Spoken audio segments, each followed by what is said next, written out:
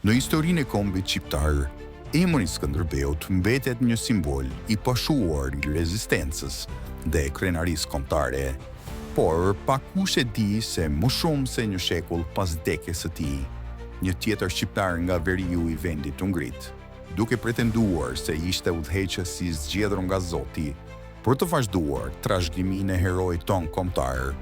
Ky ishte Andrea Manesi, një figurë enigmatike dhe frymëzuese që në fillim të shekullit të 17 u njoh me emrin Skënderbeu i dytë. Andrea Manesi lindi në një kohë të trazuar. Në fillimet e viteve 1600, Shqipëria, ashtu si pjesa më e madhe e Ballkanit, ishte në zgjedhjen e Perandorisë Osmane. Shumë shqiptarë ishin të shtypur nga taksat e rënda, shfrytëzimi ekonomik dhe presioni vazhdueshëm për të braktisur fenë e tyre. Në këtë realitet të zymt, figura të rralla u ngritën me guxim për të sfiduar pushtetin osman, por rrallëherë me aq guxim, karizëm dhe ndikim sa Andrea Manesi. Manesi ishte me origjinë nga fshati Qullës, një vend i vendosur midis Lezhës dhe Shkodrës. Ai nuk ishte një prijës i zakonshëm ushtarak, as një pjesëtar i ndonjë familjeje fisnike me ndikim. Përkundrazi, ai ishte një njeri i thjesht i njohur për ndihmën që jepte të varfërve dhe për natyrën e tij të përkushtuar. Por ajo që e bëi të veçantë dhe e nxorri në pap në plan të parë ishte një pretendim që tronditi rajonin. Andrea Manesi tha se kishte pasur një vizion hyjnor. Sipas tij, Zoti vet i kishte folur dhe i kishte dhënë urdhrin që të ngrihej për të rrëzuar sultanin dhe për të marrë fronin e Perandorisë Osmane. Ai besonte se kishte një mision hyjnor për të shpëtuar popullin shqiptar nga shtypja dhe për të krijuar një shtet të drejtë, ku nderi, besa dhe ndershmëria të ishin vlera themelore. Nuk vonoi shumë dhe ai u vetë shpall Skënderbeu i dytë, duke u lidhur me figurën më të ndritur të historisë son dhe duke pretenduar një vazhdimsi të misionit e tij. Në fillim, ky pretendim u prit me dyshim, por karizma e tij, mënyra si fliste për drejtësinë dhe ardhmja e lirë, bëri që fshatrat përreth të fillonin ta dëgjonin dhe ti bashkoheshin atij. Brenda pak muajsh, ai arriti të mblidhte një ushtri prej rreth 3000 burrash të armatosur, një numër jo i vogël për kohën dhe vendin. Ky formacion nuk ishte vetëm një band guerillase, ishte një ushtri organizuar me qëllim të qartë dhe me një ndjesi të thellë misioni.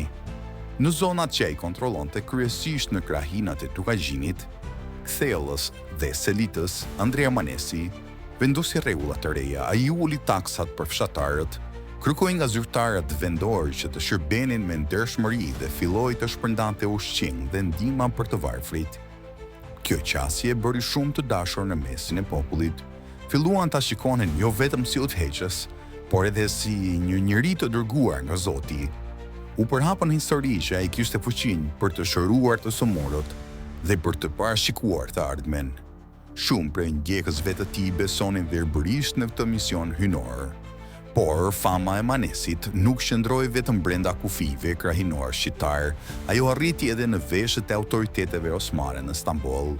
Porta e lartë e shqetësuar për ndikimin në rritje të këtij udhëheqësi karizmatik, e ftoi atë për një bisedë miqësore në kryeqytet. Andrea refuzoi, ai e dinte mirë që një vizitë në Stamboll nuk do të ishte tjetër veç se një kurth. Ai qëndroi me popullin e tij dhe vazhdoi misionin. Ky refuzim ishte një pikë these. Perandoria nuk mund ta toleronte një rebel të tillë që sfidonte autoritetet e saj dhe e vendoste veten si alternativë të drejtë për drejtë ndaj sultanit. Kështu, një ushtri osmane u nis për të shtypur këtë lëvizje për 3 vite me radhë, nga viti 1607 deri në vitin 1610. Ushtria e Manesit zhvilloi luftime të ashpra me forcat osmane. Edhe pse nuk kishte mbështetjen logjistike apo burimet e një shteti, ai dhe ndjekësit e tij rezistuan me vendosmëri të jashtëzakonshme. Gjatë kësaj kohe, Manesi nuk qëndroi mbyllur në Shqipëri. Ai kërkoi ndihmë ndërkombëtare veçanërisht nga Spanja. Në atë periudhë, Spanja ishte në konflikt të përhershëm me Perandorinë Osmane dhe për Manesin një aleancë me ta do të kishte qenë strategjike.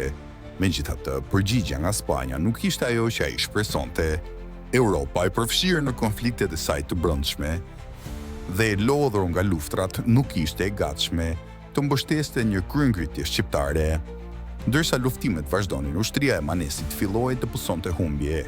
Mungesa e burimeve, lodhja dhe mungesa e latëve të jashtëm quan në rënien graduale të forcës së tij ushtarake. Në vitin 1610, ushtria osmane arriti ta shtypë përfundimisht lëvizjen e tij. Fati i Andrea Manesit pas kësaj është i paqartë. Disa thonë se u vra në betejë, të tjerë se u tërhoq në ndonjë manastir dhe jetoi jetën e fundit si morg. Por ajo që është e sigurt është se emri i tij u la në heshtje nga historianët për shekuj me radhë. Por pse? Si një figurë kaq karizmatike dhe me ndikim u harrua kaq lehtë? Mund të jenë disa arsye. Së pari, ai sfidoi një perandori të fuqishme dhe për këtë historia zyrtare, sidomos ajo e shkruar në ndikimin osman, kishte pak interes ta glorifikonte. Së dyti, pretendimi i tij për lidhje të drejtpërdrejta me Zotin dhe shpallja si Skënderbeu i dytë mund të jenë parë me ndyshim edhe nga vetë elita shqiptare e kohës.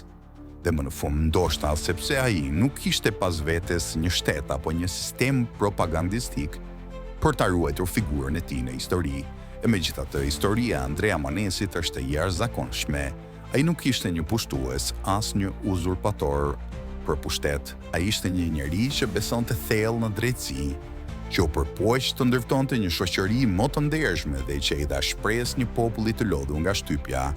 Ai është dëshmi që edhe në errësirën më të errët të historisë mund të ngrihen figura që përpiqen të ndriçojnë rrugën e lirisë. Trashëgimia e Manesit sot është një thirrje për të kujtuar se rezistenca nuk është gjithmonë në rezultat i fuqisë apo pasurisë, por i besimit, i përkushtimit dhe i dashurisë për popullin. Ai ishte një njeri që besoi se Zoti kishte një plan për të dhe për atë plan ishte i gatshëm të sakrifikonte gjithçka. Në një epokull kombi shqiptar ishte në kërkim të shpresës. Andrea Manesi u bë ajo dritë e guximshme dhe vendosshmërie. Ai është një dëshmi se historia nuk shkruhet vetëm nga ata që fitojnë, por edhe nga ata që luftojnë me nder për një ideal të drejtë, dhe ndoshta tani është koha që ne ta kujtojmë më shpesh emra si ai, të heshturit e lavdisë son kontare.